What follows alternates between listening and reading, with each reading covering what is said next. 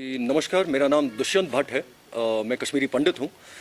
जी 2008 में मैं वापस कश्मीर आया हुआ था, अपना घर, अपनी ज़मीन और यहाँ के यूथ के साथ इकट्ठे बैठ के काम करने के लिए, और कैसे हम ऑन ग्राउंड एक चेंज ले आ सकते हैं। उस वजह से मैं वापस कश्मीर शिफ्ट हुआ। इस दौरान जो मेरे लैंड्स वगैरह थे वो इलीगली ऑक्यूपाइड थे with one particular family which apparently is a goon family, गुंडा फैमिली है वो। और उन लोगों ने कंटिन्यूसली मेरे को हरास किया है। आज के तारीख में डेथ थ्रेट दी हुई है। ये लैंड मेरा कुलगाम में है और आज के तारीख में आपको खुद पता है कि सिचुएशन कुलगाम की कैसी है। उसके बावजूद भी there is no action either by the administration और बाय द पुलिस। पुलिस अपनी ही कॉन्ट्राडिक्टरी रिपोर्ट्स देती हैं गवर्नर ग्रीवियंस सेल में, जो मैं कंप्लेंट्स करता हूं। पहले वाले ऑर्डर में वो सीधे ये बोलते हैं that the case has been solved successfully by the revenue officials and in future if at all I require any kind of help from the police it will be given to मी।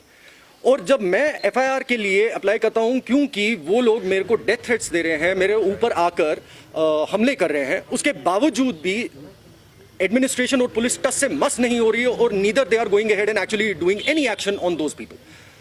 सो ये मेरी request हाथ जोड़ के administration और police से है that me as a Kashmiri Pandit, अगर मेरे को यहाँ लोकल सपोर्ट ना हो, मेरा सर्वाइवल तो हद से ज़्यादा इम्पॉसिबल हो जाएगा। Who exactly from the administration is ready to support me in this particular case? Governor साहब को ग्रीवियंस सेल में मैंने अपनी कंप्लेंट्स डाली विद नो रिजल्ट्स। आज के तारीख में हार्वेस्टिंग मेरे इलीगल ऑक्यूपायर्स कर रहे हैं, उनके अगेंस्ट मैंने एफआईआर दर्ज की, उनके अगेंस्ट मैंने रिपोर्ट्स दर्ज किए हुए, बट कोई भी एक्शन उनके अगेंस्ट नहीं लिया गया हुआ है। नाशपाती उन लोगों ने ये कोई 1000 पेटियां उठा ली है वहां से, उसका कोई हिसाब किताब नहीं दिया है। अभी अब सेब का इन लोगों ने हार्वेस्टिंग शुरू किया हुआ है, उसका भी कोई हिसाब किताब नहीं दिया हुआ है। So at the end of the day, me as a Kashmiri Pandit, I was a youth, not any more, as a youth when I came over to Kashmir, what kind of a support am I getting either from the administration or from any other officials? मेरे को किस चीज का support है? अगर मेरा यहाँ survival है, it is only because of the locals. मैं खाली locals की वजह से यहाँ पर सर्वाइव कर रहा हूँ, and thanks to them. अगर मेरे ब्रदरन नहीं आसपास हो, it is not possible for me to survive with such kind of threats coming to me, and cops and administration taking no action against them. So this is my humble request to the administration and governor साहब, ये मेरी आपको appeal है, please please please, मुझ जैसे, मैं अकेले नहीं हूँ, मुझ जैसे बहुत सारे ऐसे लोग हैं, कश्मीरी हिंदू, कश्मीरी पंडित, कश्मीरी मुस्लिम्स, कश्मीरी सिख, जिन लोगों के ऐसी सिचुएशंस आज के तारीख में आई हुई है and they are not able to do anything just because of the fact कि पेपर वर्क पे everything you guys are doing everything correct on the papers. सारे ऑर्डर्स हैं मेरे पास, हर एक चीज़ है मेरे पास, उसके बावजूद भी ऑन ग्राउंड एक्शन आपका कुछ भी नहीं हो रहा है। Who exactly is supposed to answer out on that? मैं किसके पास जाऊं अब आज के तारीख में? This is one of the reasons why I had to approach the media. क्योंकि जब ऑफिशियल्स मेरी बात नहीं सुन रहे हैं, मेरे पास और कोई भी रास्ता नहीं रहता है but to go ahead and actually make everyone aware कि इस टाइप की problems on ground already persistent हैं। J&K माइग्रेंट प्रॉपर्टी एक्ट के तहत DC is supposed to be the custodian of the migrant property. If at all government can go ahead and cross check कितने DCs ने आज तक custody में अपनी migrant property ली हुई है। Not even a single DC has taken the action on that.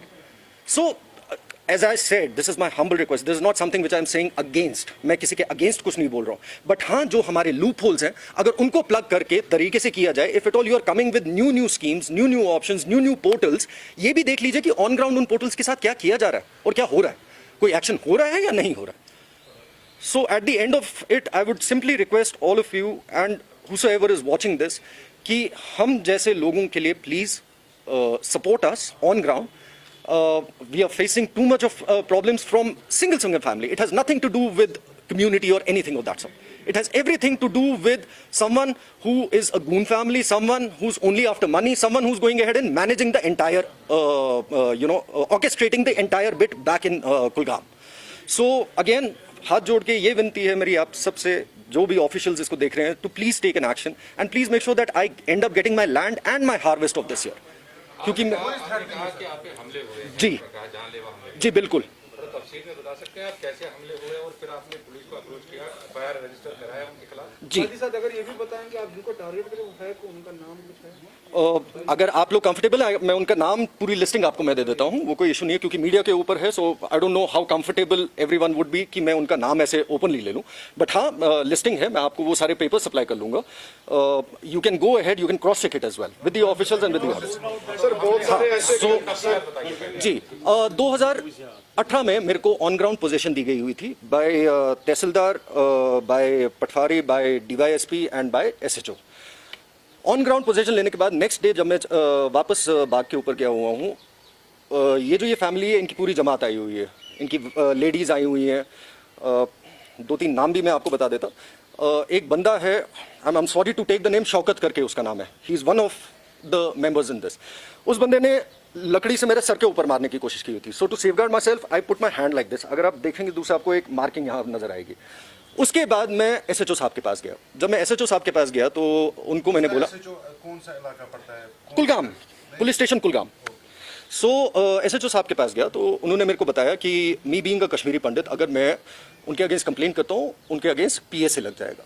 Knowing the fact कि उनके बच्चे हैं और जो आगे पढ़ रहे हैं, I never wanted that to happen. क्योंकि जैसे मैंने आपको स्टार्टिंग में बताया, मैं आया ही था यूथ वगैरह के साथ काम करने के लिए, और अगर मेरी वजह से यूथ इंपैक्ट हो रहा है फिर फायदा क्या है।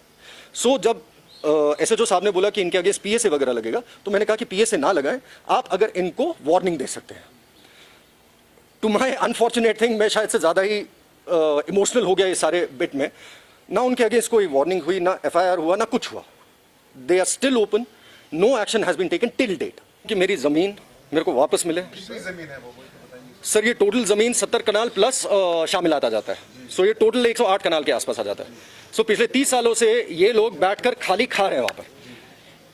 अब आप वो जमीन चाहते हैं जो आज तक 30 सालों में वहाँ पे जो सेब जी, बिल्कुल। नाशपाती होगी, उसका रेवेन्यू भी आप चाहते हैं कि बस आपको जमीन वापस? नहीं सर, ऑफ कोर्स उसका रेवेन्यू भी, उसका कौन हिसाब देगा? मेरा जो हिस्सा इतने सालों में खराब हुआ है, उसका कौन हिसाब किताब देगा? दिन भर की सभी खबरों के लिए सब्सक्राइब कर दीजिए हमारी ऑफिशियल चैनल को और साथ ही साथ बेल आइकन भी दबा दीजिए ताकि आप हो सके हर खबर से वाकिफ।